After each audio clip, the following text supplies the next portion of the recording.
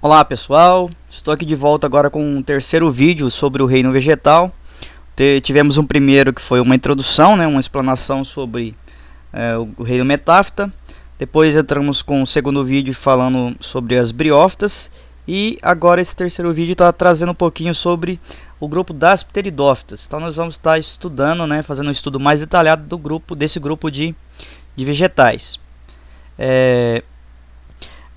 Os principais exemplares de pteridófitas que nós encontramos no dia a dia aí seriam as samambaias, as avencas, os xaxins e as cavalinhas, tá? Esses são as pteridófitas mais comuns. Esses xaxins aqui é o que vocês estão pensando mesmo.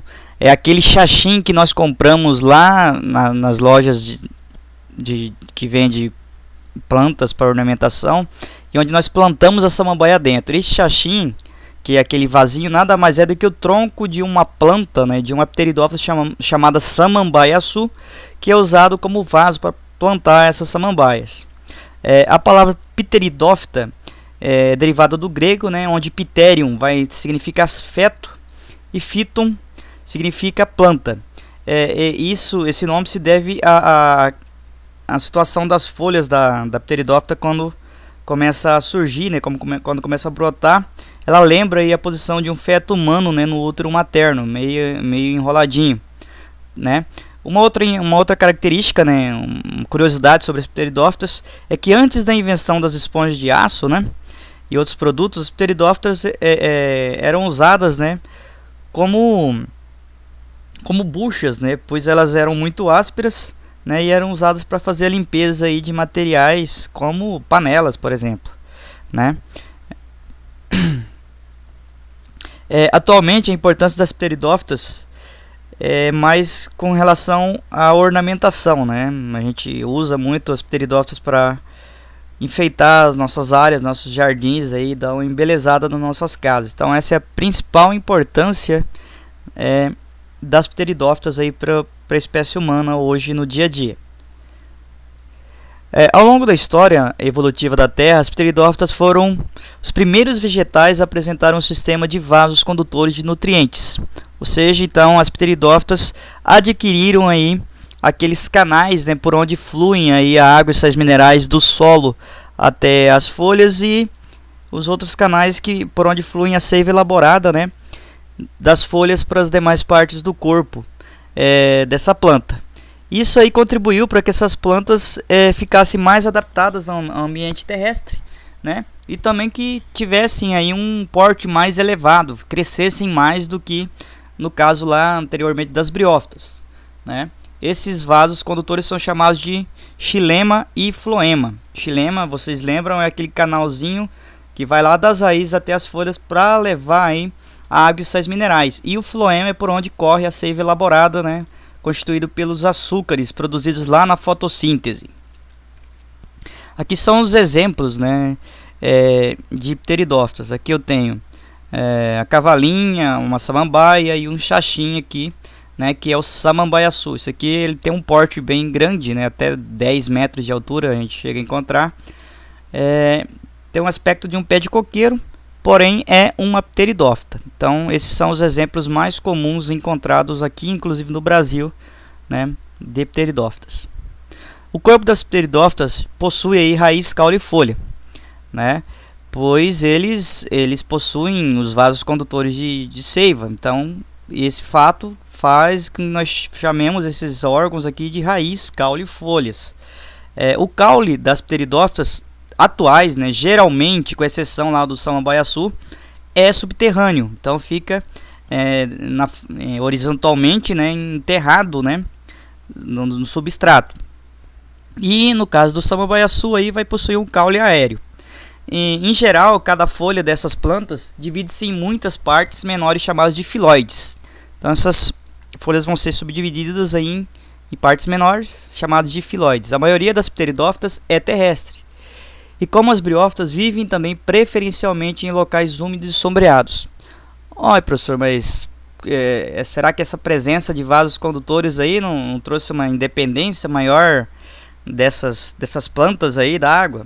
Olha, na verdade só possibilitou que elas crescessem um pouco mais do que as briófitas, né, pois as pteridófitas ainda necessitam da água para a reprodução, semelhante lá às briófitas. Então, da mesma maneira que as briófitas, as pteridófitas reproduzem-se, né, vão se reproduzir num ciclo que apresenta uma fase sexuada e outra fase assexuada. Isso aqui seria uma folha de uma samambaia, né, na fase reprodutiva. Aqui embaixo aqui nós temos uns pontinhos amarronzados, né, que são chamados de soros. Então, para descrever a reprodução nas pteridófitas, nós vamos tomar como exemplo a samambaia. A samambaia é uma planta assexuada, produtora de esporos. Por isso, ele representa a fase chamada de esporófito. Então, a samambaia, a planta nossa que nós colocamos aí no nosso xaxim, na nossa área, é um esporófito, não é o gametófito que nem lá nas briófitas, tá? Ela vai se reproduzir assexuadamente. Em certas espécies, na superfície das folhas, formam-se pontinhos escuros chamados de soros. É o caso desses pontinhos aqui, marronzinhos no caso aqui, chamados de soros. O surgimento dos soros indica que a samambaia está em época de reprodução. Em cada soro aqui são produzidos os esporos. Então, aqui dentro dos soros vão ter uma estrutura chamada de esporângios, onde vai produzir os esporos. Quando os esporos amadurecem, os soros se abrem e os esporos, né, são levados pelo vento e vão cair no solo. Quando alcançarem um solo úmido, né, podem germinar e dar origem aí ao gametófito, que é chamado de prótalo, né, que é uma plantinha na forma de coração que nós vamos ver mais à frente. E esse prótalo é a parte sexuada das pteridófitas e vai ser hermafrodita. O prótalo é uma planta sexuada, produtora de gametas, por isso ele representa a fase chamada de gametófito. O prótalo das samambaias contém estruturas onde se formam os anterozoides e oosferas. No interior do prótalo existe água em quantidade suficiente para que o anterozoide se desloque em meio líquido e nade em direção à oosfera, fecundando-a. Surge então o zigoto, que se desenvolve e forma o embrião. O embrião, por sua vez, se desenvolve e forma uma nova samambaia, isto é, um novo esporófito.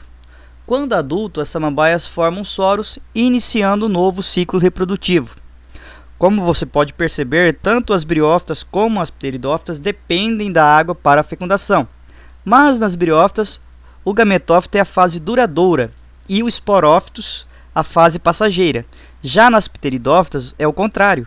O gametófito é passageiro, morre após a produção dos gametas e a ocorrência da fecundação. E o esporófito é duradouro, pois se mantém vivo após a produção dos esporos. Então essa é uma das principais diferenças aí entre briófitas e pteridófitas. Aqui está o ciclo reprodutivo, né, de uma samambaia. Então, aqui eu tenho a samambaia, que vai ter o seu caule, que é chamado de rizoma aqui, né, na fase horizontal, geralmente fica sobre a terra, né, enterrado, as raízes e aqui as folhas, né, formando os filóides aqui. Na parte de baixo vai ter os soros. Dentro dos soros tem uma estrutura chamada de esporângio, tá? É importante salientar que o esporófito é diploide, ele é 2N, ele possui a carga genética completa, tá? O que vai acontecer? Ele vai passar aqui nos esporângios, né? Vai passar, as células do esporângio vão passar por meiose e vão produzir aí os esporos. Os esporos vão ser haploides, vão ter a metade da carga genética, então a importância da meiose no caso dessa reprodução. Os esporos vão ser levados pelo vento, quando encontram um local, um solo úmido, vão germinar formando esse prótalo aqui, né, que é o gametófito, que é haploide.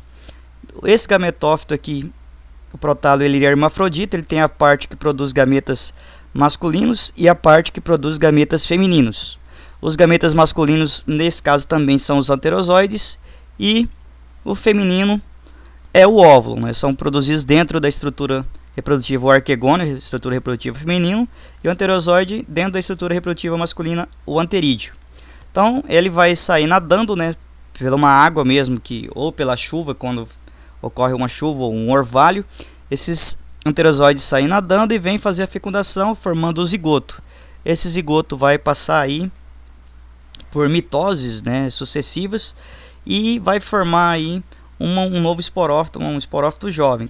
Com o tempo, né, esse esporófito vai crescendo e o gametófito vai desaparecendo, ele vai morrendo, vai regredindo e vai se formando aí, no caso, o caule, e acaba desaparecendo, tá formando uma nova samambaia, que é um novo esporófito, fechando o ciclo reprodutivo aí das pteridófitas, das samambaias. Então, aqui também nós temos a fase que se reproduz assexuadamente, tá?